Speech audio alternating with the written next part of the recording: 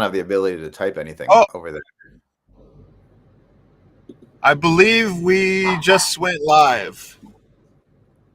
Oh, we're live. All right. Well, look at that. Hey, how appropriate. Little Leo's barking. Okay, well, what happened Leo, was... Let me go grab Leo. How did that happen? Okay, well, we're live.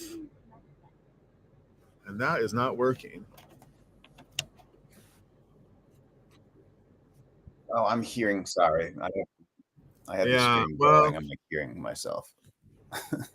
You hear yourself? I had the stream on for a second on my display. Okay, well, here's what happened. Interestingly, is I'm in the car because they're all awake in there, and I have 12% on my battery, and I have it plugged into my thing here, and I started the car, and for some reason starting the car, I either accidentally tapped it or somehow something accidentally tapping it seems more likely than you're right, the car started. Okay, so look, we already have some people here, so we're live. We're early. Hey everybody, this is my buddy Michael Warren, and maybe you know Michael. He's my Dog Log co-host. Michael, can I set the stage here a little bit? Yeah. So Michael and Leo. So Michael Warren is a musician, artist, producer, recording artist who lives in Japan and has been here basically as long as I have. And he's from Minnesota. He's got roots in a couple of different places, but he's been playing in music, in touring acts and recording studios, and he has his own studio here. And so about I don't know, I'm gonna say 5 years ago. I've been saying 5 years, I feel like, for I don't know but how long it is, but I'm gonna say for the last 5 or 6 years we've been hosting this sort of imaginary podcast called The Dog Log, which you are maybe coming to for the first time, maybe you've been here before, but essentially the Dog Log is why don't you explain the Dog Log? Well, the Dog Log is always rolling. It's always rolling. It's infinitely rolling. Want to talk about, you want to talk about some tech issue. You want to talk about the last Phish show. You want to talk about the latest record you're obsessed with. You jump on the log. You jump on the log. About it. Sometimes it's a phone call. Sometimes it's a video call. Sometimes it's on YouTube. But it's always rolling. It's always there. It's always open, for discussion, to probe and inquire and, be inquisitive. And it's an open endless conversation. Yes, it's an open, endless conversation. That's exactly what it is. It's an infinite conversation, and it's been rolling. The log has been rolling for, like I said, 5 years, and it almost rolls on a semi-daily basis. Michael's got little Leo. I've got my posse here, and but we're because Leo's we're on the same time zone. Hey Leo, because we're on the same time zone, we can easily usually connect for a quick log. It's not a really ever. Sometimes it's a 3-hour conversation, but usually it's like sometimes it's a nano log, sometimes it's a micro log, sometimes it's different types of logs. There's lots of different types of logs, but the reason that you might be seeing this for the first time, the Dog Log, is because the Dog Log streams on its own YouTube channel called The Dog Log, which I'll drop here in the comments. And it also, and we just locked into a Restream today rather than StreamYard, and that allows us to stream to 2 channels at the same time. So I am streaming to Tokyo Record Style, and which Michael has been featured on probably more. He's the most repeat. It might have been the first or second post. He was the very first, second person besides myself. It's an honor to be featured on Tokyo Record Style. So Welcome to the Dog Log. If you love music, if Hey. you love, like, I don't know, just meandering conversations, if you particularly love Phish or are Phish curious, it comes back to Phish, and which, you know, maybe is not your jam. We get it. It's not for everybody, but we love those guys, and it's kind of how we got connected. Now, I'll put that out there. We'll probably have to revisit this a couple of times for those who might be coming here. But Phish has they have a 16 album discography, and of course they fought studio albums, but something like that. There's all these extra side projects and other things, but Canon Studios, there's some 15 16 studios. And their second and they had their own record label too, called Jemp Records, and they only put out their own records, but they have their own production in-house, label essentially called Jemp. And Jemp Records didn't start putting their records onto wax until the last 6, 7, 8 years, something like that. And they were on Elektra, I think, for a little while, and there was a couple of releases like in the late 90s on wax, but they were on this obscure label called A Go-Go in the early 90s, like 91, 92, and they had their second record called Lawnboy, which maybe you might not, but it features a guy covered in green grass, and he's holding a vacuum cleaner, and it's a very silly album cover, and it's hard to even sort of understand what's going on. It's very of its time. It's very sort of early 90s goofball, sort of like MTV hit. The artwork looks a lot like a Weird Al album. Yeah, there you go. And and they only pressed something like 500 of these records, right? And in the Phish fandom world, they're like hen's teeth. They're extremely rare, and for years and years and years, until they repressed it just in the last, I don't know, 5 years, they were extremely coveted. And $1,000 for a record 15 years ago, so when records weren't $1,000, now it's not so outrageous. And since they've repressed it on new wax, the sort of mythical, original Lawnboy has worn off a bit, which is a little bit sad for me but mine was so I scored a copy of this record, and it was so awesome how I scored a copy of this, because I was in Amoeba in San Francisco on on the Hate, right? And I'm going through the P's, giant amoeba, right, P section. My God. So I'm going through, and I'm just like looking I'm like, maybe the story, maybe something will be in here. I have no idea.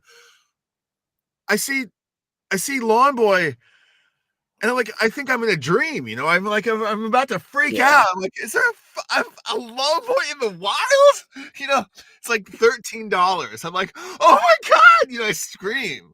I'm like, score. This is the ultimate treasure. I found it. I was so pumped. And that's why on Tokyo Record Style, I often use the word score, nice score, and like I always come back to that little moment in time. It was definitely of my record collecting career, the biggest score ever. So I had it, and before the internet really even happened, and that was really fun. And so one day I had my Instagram feed going, and I was listening to it, and I took a photo of it and put it on my Instagram feed. And Michael, who I knew sort of tangentially, we had worked together on a couple of things, and we had some mutual friends. We didn't really know each other. Right. He messaged me and said, Michael, what? I should go find the message. It was just like, is that like, wait, is that an original Lawnboy? Yeah, I'm like, yeah, why would you know that? And he was like, I'm a huge Phish fan. I'm like, oh my God, finally somebody else in Tokyo. I can't, I can't really tell anybody this, but no, yeah. And it was sort of like, I feel like we've had a chapter of Phish in the last 5 years, or I'm going to say like last like post-pandemic, where Phish is sort of becoming more of a household name and less of a scarlet letter, you know. It's more of Almost. Yeah. almost, right? And so I'm a little bit less Like the Guardian did a write-up ambitious. on the New Year's show. Right, So. right. So anyway, that's the story of the dog log. And Michael, I want to thank you for letting me also stream to Tokyo Record Style. What I want to encourage everybody to do here is if you're into Tokyo Record Style, what we're going to do is I think we're going to stream to both channels, the dog log and to Tokyo Record Style. But we would really appreciate the trying to grow of people who are interested in music. And I don't know, this band, if you're curious about this band or if you like this band, we're going to eventually stream to the dog log exclusively, but we already have a little channel there, and we'd love it if you'd go follow us there. And when we stream there, we'd love for you to hit the like button and hopefully get some other people who are curious about this world of music. And Michael's he's the keeper of the stats. We kind of joke around. He's a bunch of things, but he's got a mathematical, analytical mind about music, both from a, I don't know, like music goes in my ear and out the other. And Michael's got this head where it does other things. He processes music in more ways than I do. So my knowledge of this stuff is kind of shallow, but his knowledge of it is quite deep. So we just have a good back and forth. And so I see a lot of people in the comments here, and we're going to try to be good at engaging with the comments, but I needed to set that stage. But I'll just say what's up and I'm going to bring some comments up. Vaj says, hey, I don't know, Vaj, if you're streaming this on Tokyo Record Style channel or on Doglog Style, but they're all coming in here into the restream chat. And Vaj is also a Phish dude. So Vaj also apologized for missing the last show. He has, no, he no longer has perfect. Might be an inside joke, actually, Michael. We were about to get, we were going to make a perfect attendance award for Vaj. Oh, I didn't even know. I forgot we were going to do that. He missed the last log. He didn't miss much attendance. I should kind of say, like, the dog log is not precious at all. It's already, this is our 2000th episode. It's only that the first 2000 episodes didn't get recorded, and it's not precious at all. It's not polished at all. It could go off the rails. It's really only been the two of us. There might not even be any rails to go off of in the first place. There are no rails. Good point. There are no rails to go off of. But if you don't, let's see. Hey, I am one of us.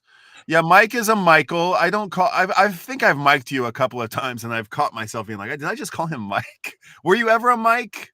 I was never Mike. You were never Mike. You were always Mike. Never Mike, and I don't know why. Okay. My parents were always just like, your name is Michael. I'm like, all right, my name is Michael. Did you ever did you ever correct people? Maybe once or twice, but I don't. Okay. There's maybe one or two people that call me Mike, maybe old bandmates, just like, but like I don't even think about it. Right. But I've always been Michael. I get people misspell my name, Brain, Brain, all the time. Brain is hundreds I can talk. I've got hundreds I can talk about. Okay. Hundreds of music, a lot of obscure stuff, says Chris. Man, we're mainly going to talk about Phish, but it'll always go off on a tangent to something else. I'd like to apologize. That's actually, I haven't told you this story, but don't worry about it. It's okay. Well, the other funny thing is that I think Vaj is leaving Phish references in comments, and other people are replying to them and not getting. Okay. Life is short. Let's not get off on the wrong foot, Brian. All the best. Why have you blocked Spring Heel Jim? Oh, what? You know what? I kind of regretted that, actually. There was a reason. There was a reason. Oh, he said, I know why I did. He said, Team Tokyo Record Style. And I said there, and I'm like, no, dude, there are no teams. Okay. That's why I didn't even want to deal with it. It was just like Team Tokyo. There's no team. I'm not on anybody's team. Okay. There are no teams. That's why. And I can do whatever I want to do. And I just, he said somewhere else that I've been known to troll. I just, I don't really want to deal with trollers. So yeah. Anyway, let's get off of that topic. Just sub the dog log. Thank you very much, Joe Williams. Oh, dude, just subbed.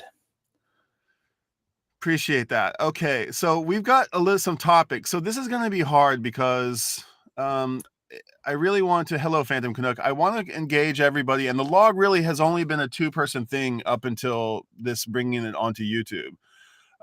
Jim's a wonderful person, attractive. Okay, that's cool. Wonderful. And Veg goes, Jim should run away, Jim. No, Jim's a good guy. Oh, that's funny. Okay, yeah, Jim, you should go listen to the song "Runaway Jim." Yeah, you don't have to actually run away, but yeah, I blocked him recently. Wow. I had a little Michael. I'll just tell you real quick. I had a little kerfluffle with some people online. And it was really, people didn't really. I tried to put out some good intentions, and it went sideways, and people thought it just didn't go over, and it was unfortunate because it was just like so. It was coming from a good place, and it was sort of like, it was like people were like, I felt like it wasn't my problem, it wasn't my it was I was trying to like, oh god, I don't even want to talk about it, but let's okay. It was somebody else had something, somebody else was wronged. And I was just saying like, hey, I don't think that guy should have been wronged. That's not cool that this guy got wronged. And then all these people jumped on me for, saying that, I was defending the indefensible. And suddenly I'm defending myself when really I became like, I don't know, a victim, when really it was the other guy who was the one who really is owed the, sympathy or whatever. Not that anybody's owed any sympathy or anybody wants, but anyway, there's so now all these people are coming along, and there's all these gangs and all these people like, yeah, I was like, God, I'm so not into it. So anyway, leave that on Tokyo Record Style. Yeah, leave that on Tokyo Record Style, please. Yeah, sorry about that. And this guy, Loki, you kind of need to know about him. Loki Tio, Michael, he's a guy. He's like a moderator on my channel. He kind of keeps the troublemakers at bay. He's got a wrench. And then on YouTube, you can give people wrenches. I don't know if you know about this, but that means that they can moderate your channel to a degree. And I don't know, he's the town wrench guy. And if there's a bunch of troublemakers, he'll ping people out. And there's a lot of people who just like, I don't know, they just want to like, and maybe that'll be Michael, this could go sideways, and the dog log could come off and back into that's kind of a comforting feeling, Michael. If anything happens to the poor dog log, I will protect the dog log at any cost. The dog log will gladly come off of online and will continue to exist. In fact, the log will roll between video logs. Oh, naturally. It never stops. I thought you might have been frozen there for a second. Sorry, but it will. Yeah, naturally, it rolls whenever we encounter each other. It's even when the stream stops, it's still rolling. Exactly. Even so, if Nathan subbed up the log. Oh wait, Chris. I've learned people are saying like you gotta skip some comments, so I'm gonna try to skip the comments here. But I do want to get to a topic at hand. Are you guys favorite? Just saying we should get the show on the road. Yeah, we should. But I'll just mention here, I'm curious about your guys' favorite Dead album. Mine's Terrapin Station. That's a great record. I loved the tune itself, Terrapin Station, and it's such kind of like and the reason that he's asking obviously about our favorite Dead records is because the Phish get lopped in with the Dead a lot.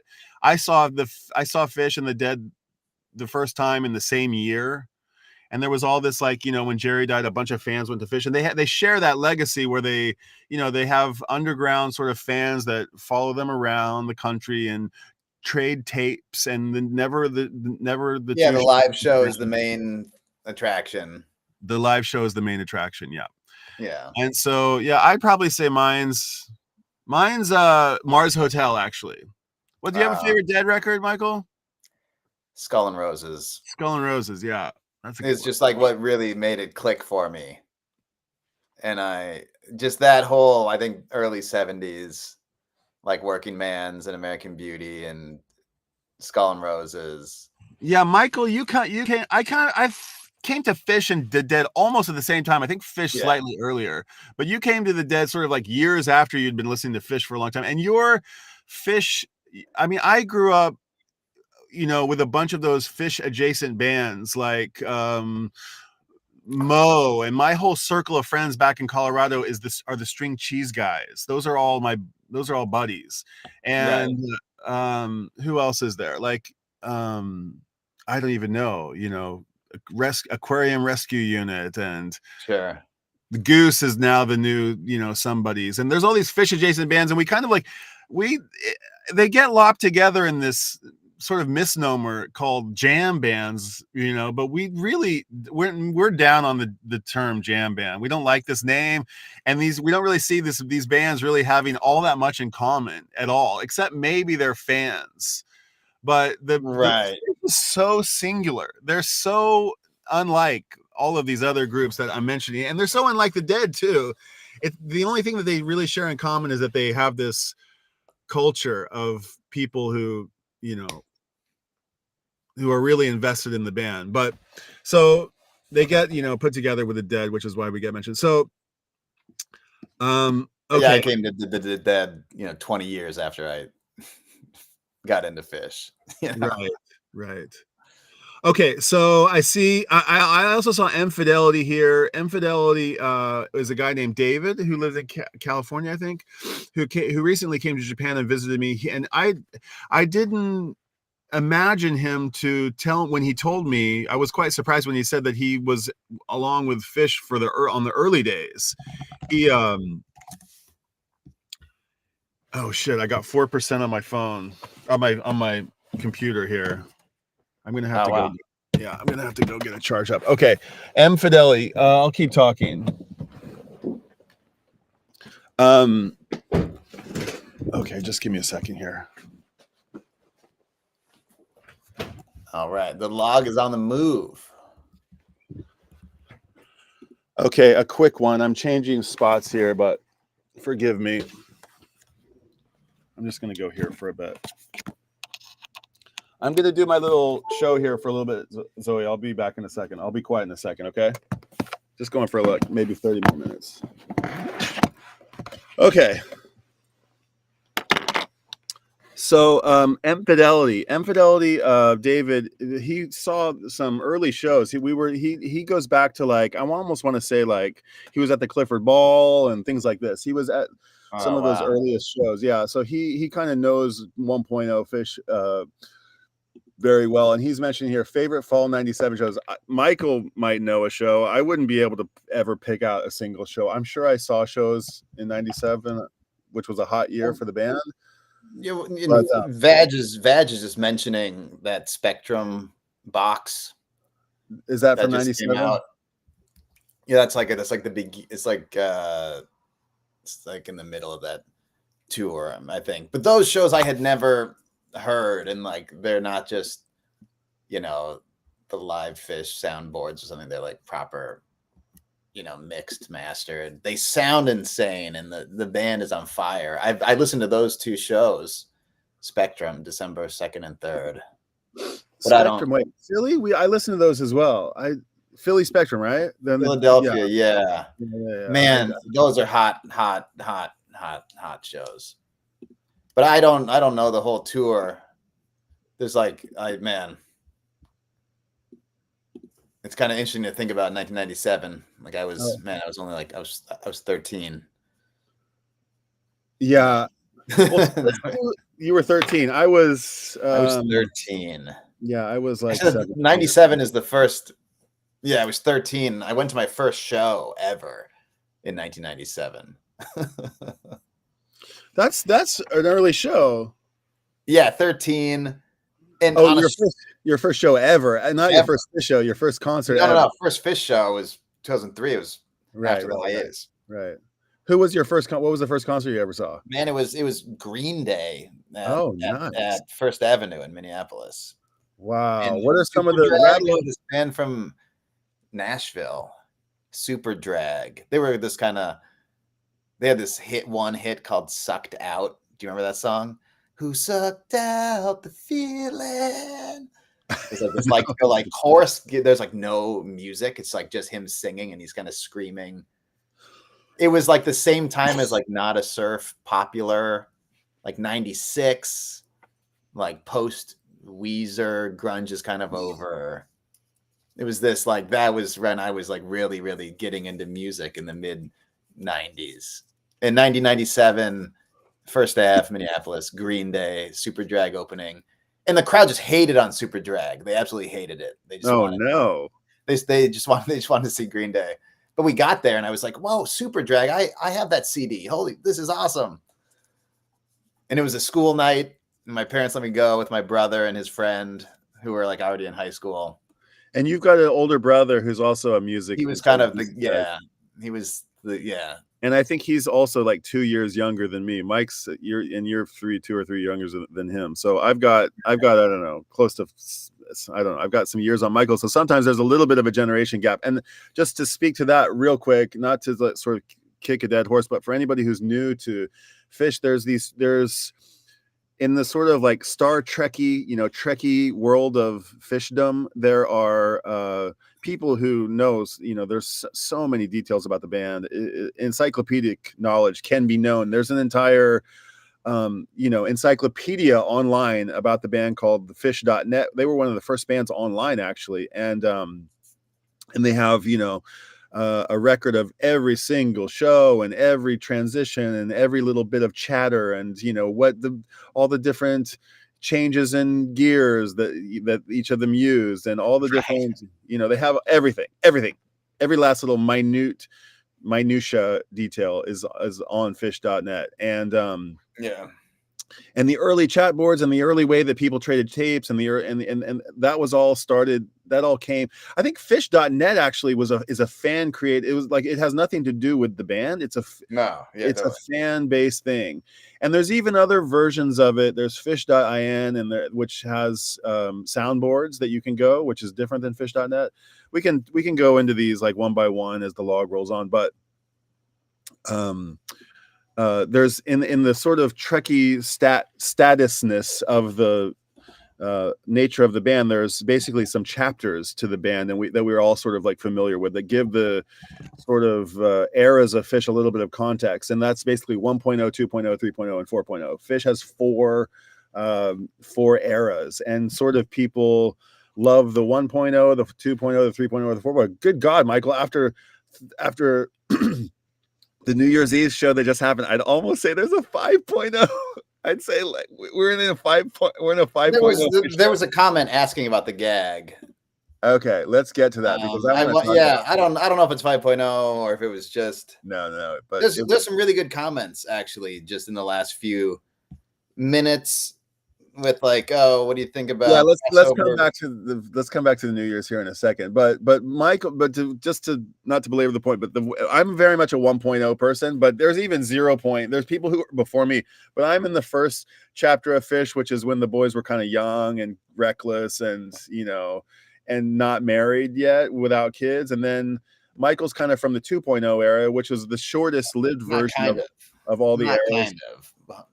100%. I'm a round roomer all the way. And then there's albums that associate to these different eras, and Michael is clearly in this 2.0 era, and he's unique in that way. He's kind of like a little bit of a unicorn. There's not that many who are 2.0 because it was such it was like a year.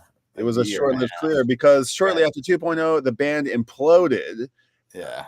There was this, string of catastrophes essentially, and it nearly ended. The band did end. They broke up, and then after 5 years of getting their act together, they took to the stage again and reformed and got together for the 3.0 era. They don't consider them. I don't think these are these are perspectives of the fans. They don't make these names or rules or anything like that, Right. but the fans do. And we were living in a 3.0 post, like really great healthy version of the early, like a 1.0 era where the band's just on fire, but they're like happy and spaghetti dinners and no more hanger-oners, and it's like a healthy thing, right? Okay, so that went on for quite a while, like almost as long as 1.0. And there was a period where like 2009 to I'd say 2019, 10 or 2000, something like that, 2019. That's a very great chapter, productive chapter of Phish. It's different than 1.0 in that it doesn't have this primal crazy thing that 1.0 has, but it has lots of luscious songwriting, great albums, new interesting directions.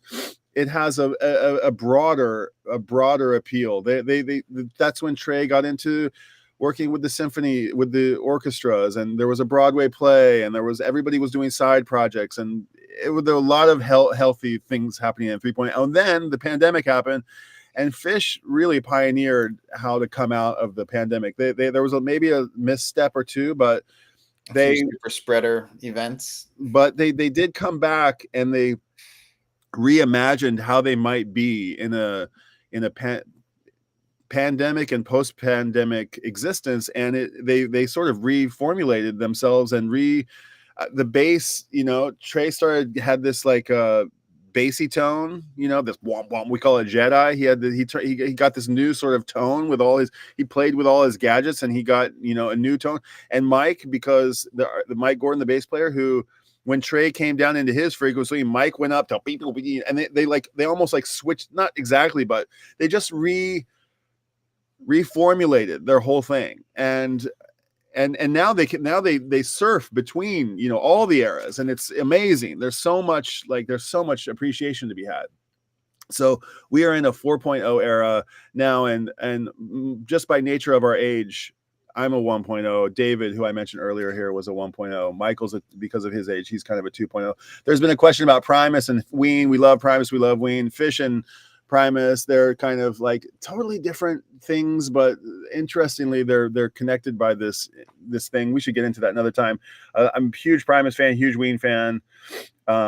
Dave Matthews Band. Dave Matthews gets thrown under the bus a lot. I think Dave was a really good friend to Trey.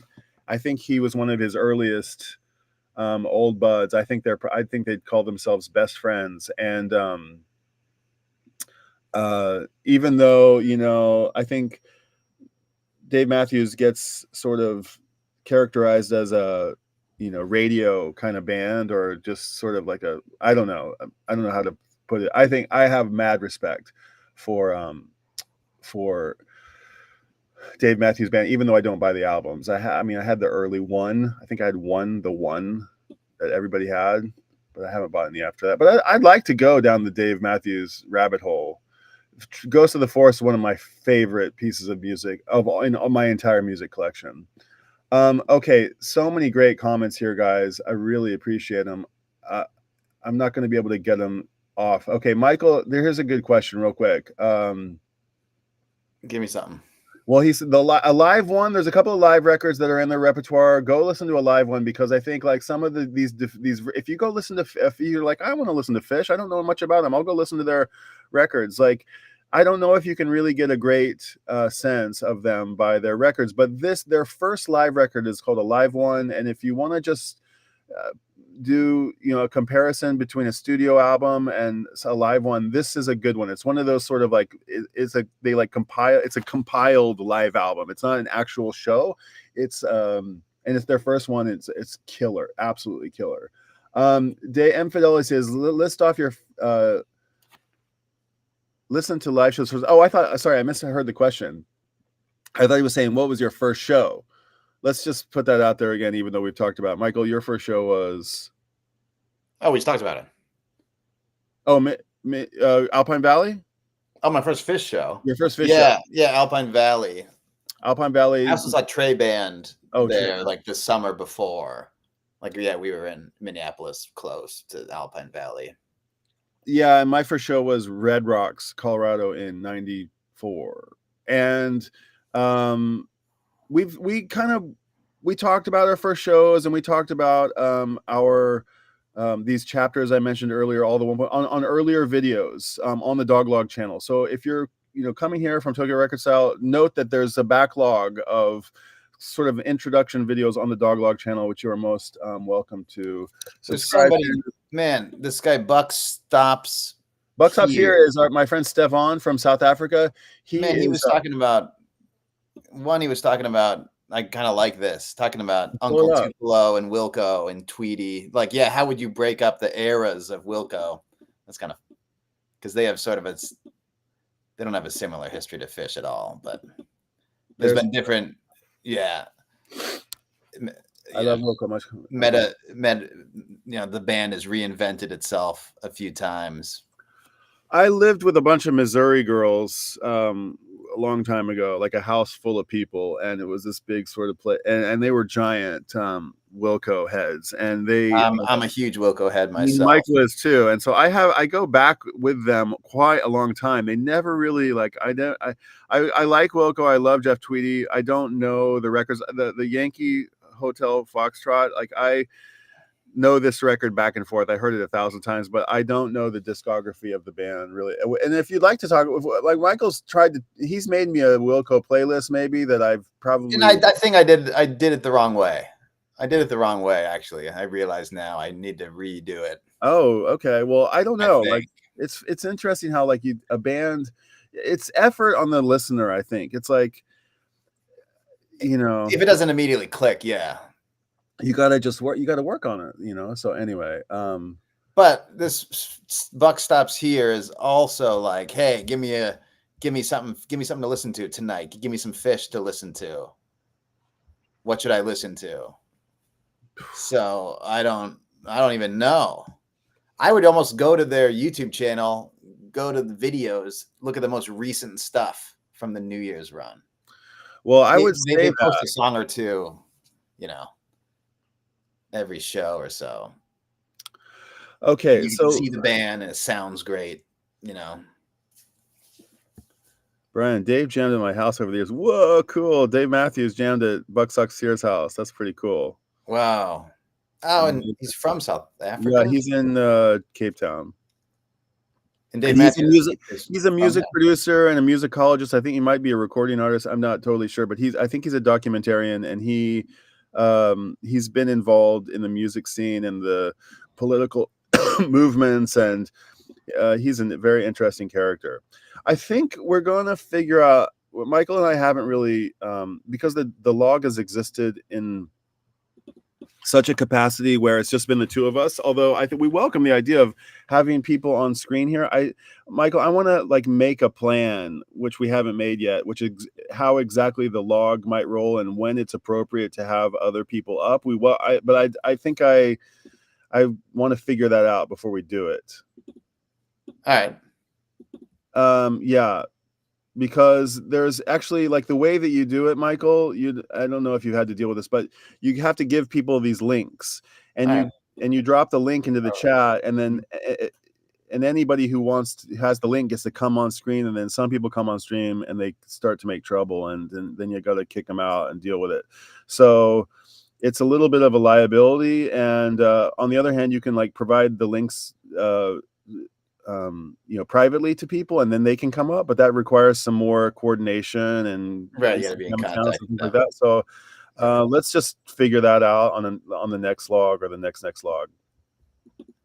People say first shows are San Francisco 96. Very nice, Infidelity. Very San Francisco 96. Yeah, he told me he's a California guy. Okay.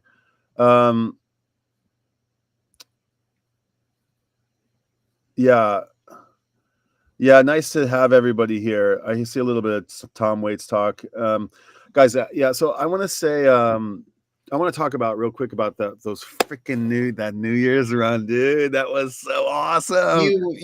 Okay, you I haven't watched the whole thing. I haven't watched. You've watched all the shows. I need to catch up a little bit on nights 2 and 3, but was able to see night 1, and then was luckily, just like lounging at home all day on the 1st. So I got to watch New Year's. So the thing, I should set this little so we have a Phish live streams their shows, and essentially Michael and I we've seen hundreds of shows together, essentially online. Hundreds. It's called Couch Tour. Yeah, Couch Tour among the Phish fans. Yeah, so neither of us have been to an actual Phish show in years, decades, 20 years. Yeah, it's embarrassing, but to be honest, it's like Couch Tour is kind of the best because you can just have your headphones on, you can be in tune. But people say like, it's nothing there's no comparison for the real thing. But I don't even know if I can handle the real thing. It's just like all the intensity of the real thing. It's kind of nice to just have a quiet place to listen to the show and chat with your buddy and be like, oh my God, look what's happening. It's happening right now. I mean, nothing like being in the middle of a show real time. Right. So we stream every show, and if we can't hit it, because it's our mornings typically, it can be good or it can be bad. The time difference. So anyway, we watch the shows and then we recap them on the log. That's really kind of the whole point of the log. Is the log maybe started to recap. Yeah. We started really chatting during the pandemic. They were showing like a free concert online every week on YouTube. Phish was doing that, and then they started touring again in 2021 summer, and we were just the log is at its peak when we're in the middle of tour. Sure. And tour kind of comes and goes, and when it's tour time, it's time to like plug in and get your headphones in and like, did you catch the first set? Did you catch the third set? And I'm like, no, watching a baseball game. I gotta get caught up. They're down in the 9th. Exactly. Bases loaded, fully cut, trays up to bat. Oh my God, grand slam home run. It's really fun. It's really, really fun. Yeah. Yeah. And so here's something that happened. Okay, so Phish does these great Halloween shows. I've probably talked about them numerous times, but they cover an album in its entirety. Phish is famous for like putting on not just a great live show, but like surprising the audience every once in a while with totally unexpected turns. That's the whole reason that people keep loving on this band, is that they always surprise. Each one's different. You never know quite what you're going to get, but there's this tapestry of familiarity that lies below all of it. So you're always sort of on common ground and never far from the base, the fundamental, but it always drifts off into these crazy wild places. And one of the places that drifts off to is like other interest in other music. So much of what Phish is, they're such music, they have so much prowess at their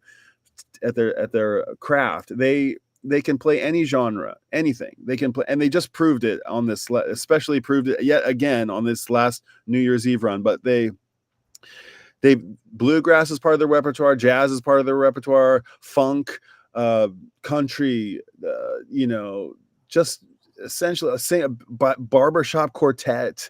I mean, right. Ambient, ethereal jams. So many interesting places, and they turn you on to other music because they'll cover a band like Ween, for example. They cover Ween, or they'll cover, which is an interesting. We should dedicate a whole log to that. But what's the TV on the radio? TV on the radio. Yep. And like that's a new band, that newish, not really new anymore, but like they'll go out on a limb and cover a band that you might not know, and then you go check out that band and you're like, whoa, these guys are awesome. And then Trey will be in an interview and he'll get asked that question, what are you listening to these days? And he'll rattle off a couple of obscure artists and you're like, I never heard of these guys. And you go listen and you're like, wow, insane. And he and Dave Matthews talk about a trip that they made to South Africa, and they got on stage with all these South African legends at one point. And I think I've seen a video about that. Yeah, there's a great little video. That's really good, if whatever that is. And they talk about, and they teach Trey and they teach him like bouncing around the room. They play bouncing. Yes. And they get this like African, jam choir, basically all these legends apparently wearing the awesome clothes. It had to have happened, and everybody's got their like crazy instruments and this awesome drumming. Everybody's into it. They bring this song to life in a way that and Trey's just blissed out. You can just. Yeah, it's so cool. You can, and so like all these interesting genres of music they introduce us to, and they level up our musical appreciation all like at every step of the way. And that's why we love these guys so much. And that's why it's sort of like we sometimes scratch our head like, why doesn't everybody else love this band? How are they not so beloved, and why are they so lampooned? Because they're like the most musical band out there. One of them, Springsteen, was on stage with him. I see somebody saying Kitty's Back was sick when Springsteen came out with Trey at Atlantic City. Yep, that was killer. That was some fest put on by Danny Lynch, I think. Oh, that's right. That was really cool. And Tab Band was playing and Bruce played. They're just one of these bands who you could say like hey guys, hey fellas, you want to try the Entertainer, or I don't know, I'm just trying to think of some stupid standard, Summertime, like, right. Come on boys, let's play it, and they know it all. And Trey says like he said in Let's interviews, like, it looks like there's a lot of playing, it looks like there's a lot of goofing off on stage, but it's on this enormous foundation of study and practice. And he's like, the only reason that it's all about this freedom is because they worked it, like all the best bands are this way. So getting back to these treats that you find on stage, that come out during their live performances. The Halloween shows are a special one because they play, rather than their typical 2-set night, which is sort of following in the tradition of the Dead, where there's a set one, which kind of sets the event up, and you might end on a really high note, you might end on somewhere unexpectedly. There's a break, you chat with your buddies. Oh my god, that rebuff was off the charts. Holy cow. I wonder what they'll do. I wonder if they'll play the second half of it in the second set. I wonder if what's going to happen, and right. You all kind of like decompress at set break. And then after 20-30 minutes, the band comes back out and they play a second set, which is typically takes the whole first stage up a notch. And it goes into these sort of, we call them like 2.0 jams, where type 2. Type 2 jams, yeah. Where the band sort of abandons the initial chord structure of the original melody and the original structure. Yeah, key could change, tempo could change. Anything can change. And they often they talk about these musical games that they play where they all sort of take turns taking the music in some direction. And they listen, it's all those, all the jazz guys. Yeah, active listening. So and then they'll play this, these crazy type 2 jams, and they'll end on this outrageous triumphant note, and the band will be playing, and Trey's got this incredible guitar, this very custom guitar. It's a hollow body and it's built like a violin, but it's like a Strat too, and like it's got this crazy resonance that goes on forever and ever and ever. And he can actually, wherever he's just a master of his instrument, and he can sustain notes for like indefinitely. And it sounds a little bit, ridiculous to just, but he can he's got this harmonic thing that he's created around himself, and he'll just flex it at the highest peak, and the band's going crazy. And Chris Kuroda, who's on there, kind of the fifth member of the band, the lights are going, the crowd's going insane. And it's this catharsis of musical appreciation. That's set 2. And then they'll go off stage, and then they'll come back and they'll do like a Rolling Stones Loving Cup, and maybe a barbershop, but maybe they'll come out all 4 of them to the mic for an encore, and they'll sing like "Hello My Baby," "Hello My Darling," or and they'll do some goofy thing, and the crowd will be like, yeah, and then they'll go back to their instruments and they'll play Axis, Bold as Love, or Loving Cup, the Rolling Stones, or one of their classic. They've got a repertoire of some 400 songs, and you walk out of that show just like amazed. And then you know, you think that it can't get any better. You think that it can't get any better. And the next year, for the next Halloween or for the next gag, they take it up a notch. And then they have their festival, and then they have their other thing. And then you're like, well, they can't outdo themselves. There's no way. And they do something else that is a bigger production than the last. And then you say, well, okay, they can't, where are they going to go from here?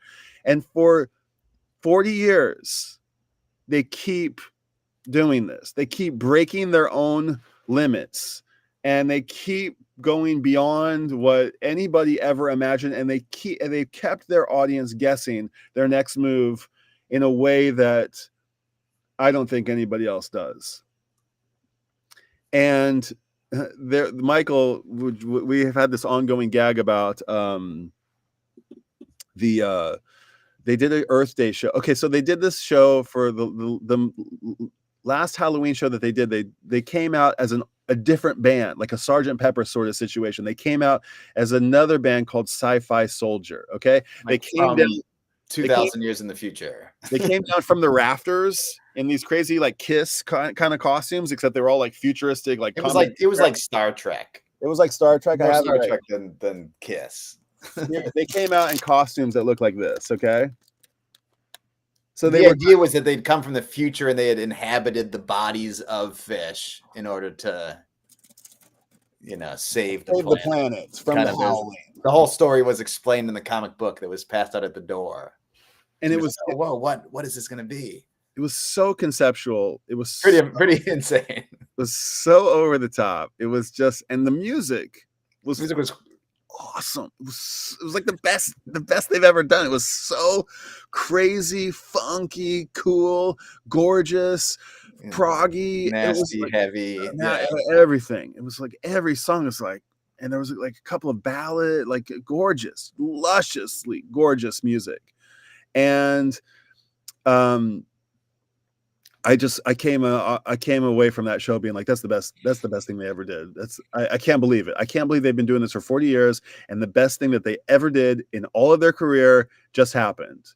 Better than anything they've ever done before. Better than possibly leagues better than any. They'll never top that. They will never ever be able to top. Oh, they'll top it. Well, that's what I thought. And then the New Year's came, and I forgot what happened, but the New Year's show got canceled. Yes, second wave of yes. COVID. This was 2021.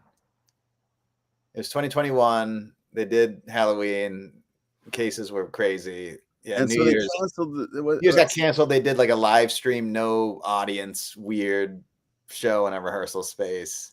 And then the New Year's Eve shows, like Brian said, were rescheduled for April around Earth Day.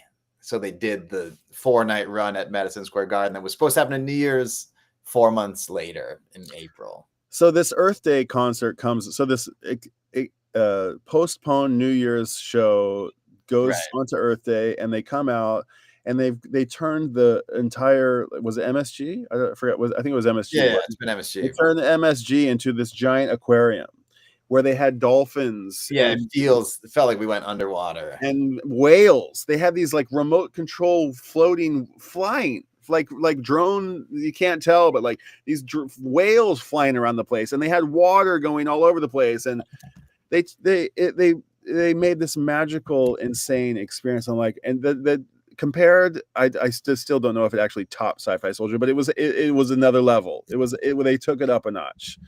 And I'm just like, wow. And we were joking about how could they do anything else? And then that was kind of the last crazy thing. And then, no, wait a second. Then they did New Year's. Okay, well, we're going off here, but they did. Then for last year's New Year's, they did Gamehenge. We'll talk about it on another log. But for this last, the one before that was another nods to all the past New Year's gags with Time Machine and the Tom Hanks guy and Naked Guy and the Barbershop Quartet and Bohemian Rhapsody and the marching band. The clones were there. It was like all of it all mashed up. And then it was Gamehenge the next year. And then it was like, well, what are they gonna do after Gamehenge? which is what everybody was waiting for 20 years, 30 years. They got it. So they come out. They come out and they play. Everybody was saying, "Oh, it's gonna be Pillow Jets. It's gonna be some Pillow Jets thing." And there's this white things hanging from the rafters. I never got any of those rumors. That's good to know that I missed. So they start playing, and everybody's like, "Man, is this what it's gonna be Pillow Jets?" And it went on for quite a while. But yeah, there's always like performers and dancers. It's a bit musical-ish. And I thought it was cool. It was like, ooh, this is dark. This is way darker than Gamehenge last year. It was operatic. It was Masks very operatic. And these robes, and it's slow and heavy and dark. Conjurers of Thunder. It was awesome. It was like, I'm like, this is going on for a while. So on the New Year's Eve, not dragging on, but they just played 4 nights at Madison Square Garden. And they've played Madison Square Garden, I want to say 100 times, like close to 100 times.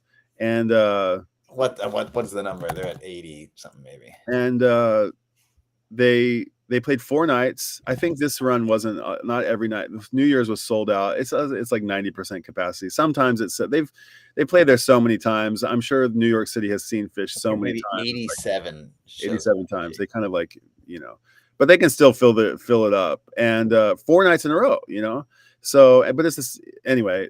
The first night they had a great show. We'll do a recap on the next log, and then the second night was another good show. Third night I haven't seen yet, and then the fourth night is the New Year's Eve show, and they come out and they do like a standard set. Then they go off, and then they come back and they play this New Year's Eve set. Right, starts at 11:45 or something, and then they do this big. Something's going to happen at midnight. Nobody knows what's going to happen, but there's something's going to happen. And every year they do this crazy performance, gag. We call it the New Year's gag, but they just do something. And all these, next thing you know, there's like hundreds of clones that are dressed like them and wearing the same clothes come out, or clowns come out, or can girls, or like all these funny things happen.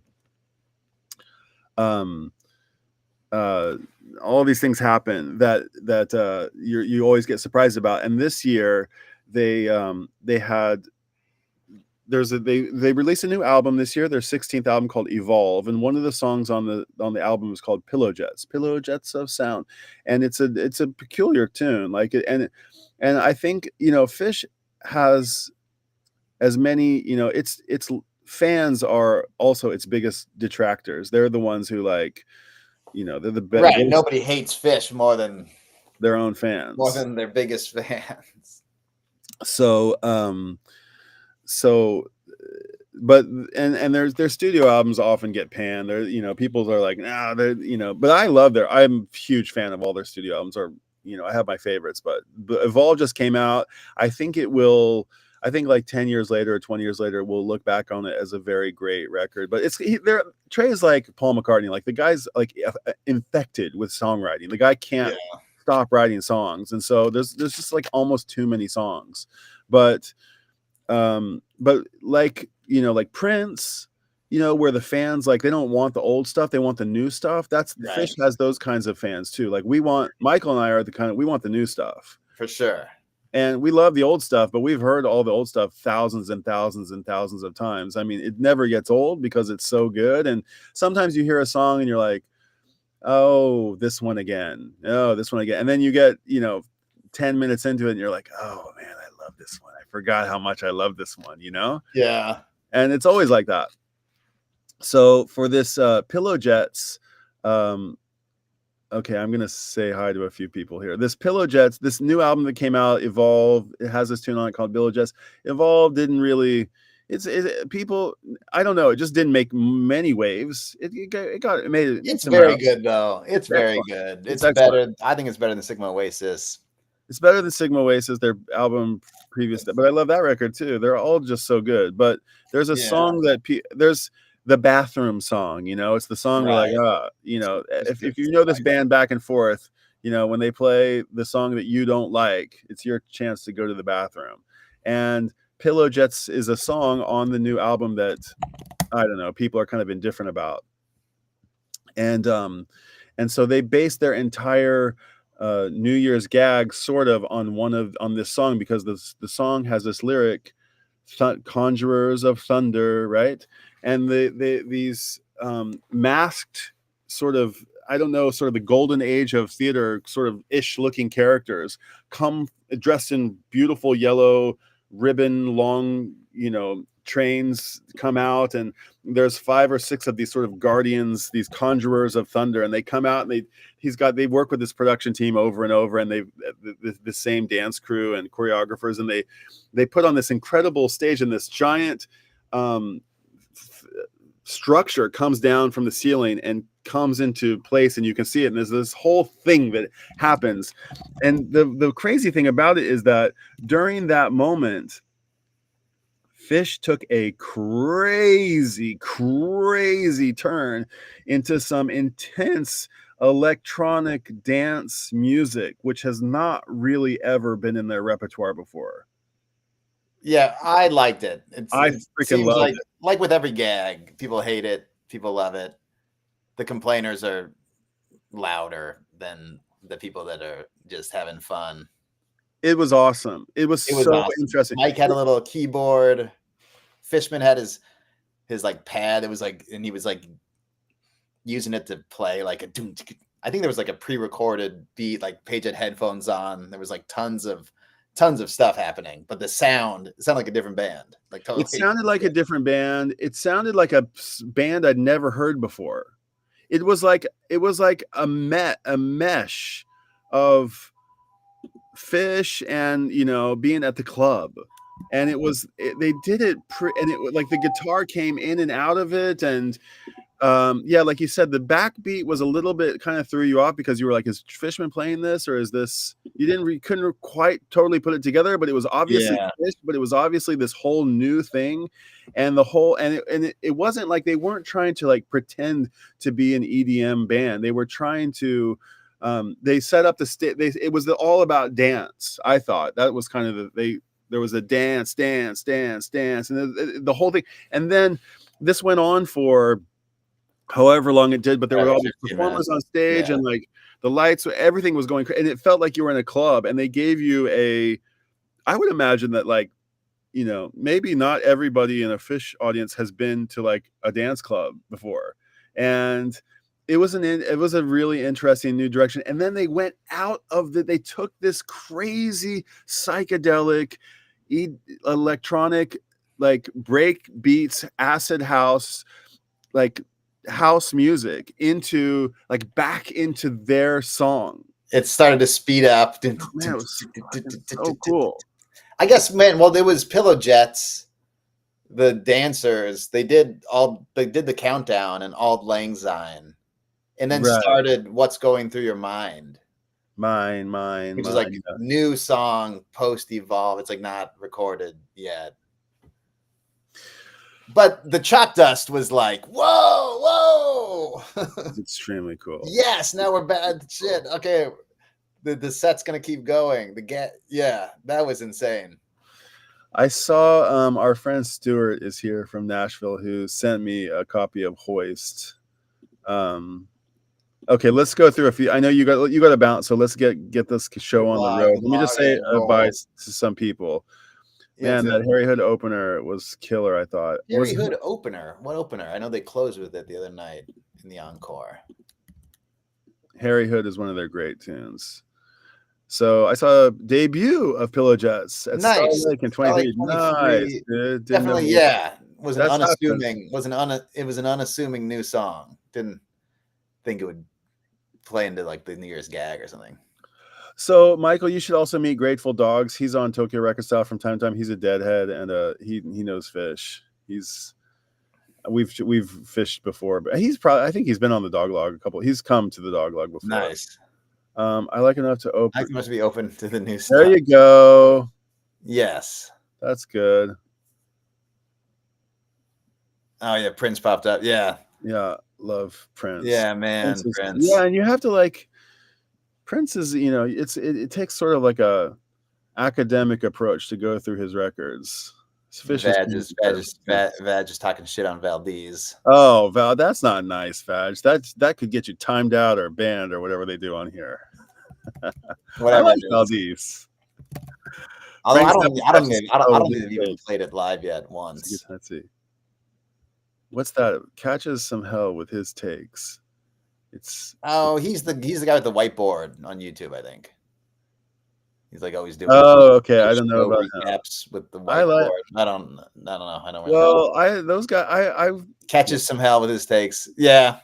Well, you know, you have to state your opinion and What's else can you do? what happened to the bacon guy? What happened to Bacon Man? Is he still around? You remember Bacon Man, right? Who did the stats, the guy with the bacon costume?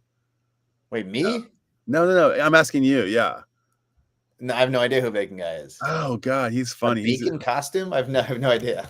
Bacon Man. What's his name? He's this guy who wears like a bacon costume and talks Oh, about. I've seen this guy. No, I have seen him. I think he went away for a while. Oh, Bacon Man. He's funny. They were on Facebook, maybe. Grateful Dogs talking to Vash. Okay. The gin at Nice. wow, Anyway. Murat 93. Where was that? At 93 Gin. Okay, so Dogs he's OG. He's more OG than OG. me. He's more OG than me. The And Murat. David, I think he says his first show in 97, but I thought he goes back. 93. I was 94. You got to respect your elders. Kind of like I didn't really like. I'm thinking like, when was Gin debuted? I don't even know. Oh, Jin's on Lawnboy. He's on Lawnboy, right? Yeah. Okay, Gin goes way back. 89 debut. Wow. Well, guys, Grateful Dog says his Phish is crazy about Primus. That's great. That's comforting. Nice. Well, that's the log. Yeah, for the time being, we'll walk this guy. Yeah, we'll keep streaming to the dog log and to Tokyo Record Style. I may put the dog log videos, I may unpublish them a little bit after they're on Tokyo Record Style for a day, or I'll put them somewhere. I don't know. Right. But at any rate, I want everybody to go. If this was fun and you want to continue on these conversations, it comes back to Phish. Today was really fishy. This log was really fishy, but the log isn't always fishy. It's really about music, and but it kind of comes back here. So if this just when shows have happened, Phish will be at the center of the conversation. Yeah, we should make some videos. We should make some Phish videos. Anyway, go check out the dog log, please. I left a comment down there on the bottom. We really appreciate you subscribing, and I don't know. This is great. I don't know what the schedule will be, but maybe we'll try to do it more frequently. And yeah. All right, dude. The log rolleth, and the rolleth the log. The log goes on. Bye, Leo. Long may you roll. Long may you log. All right. Log may you roll. All right. See you guys. Bye. See you, Mike.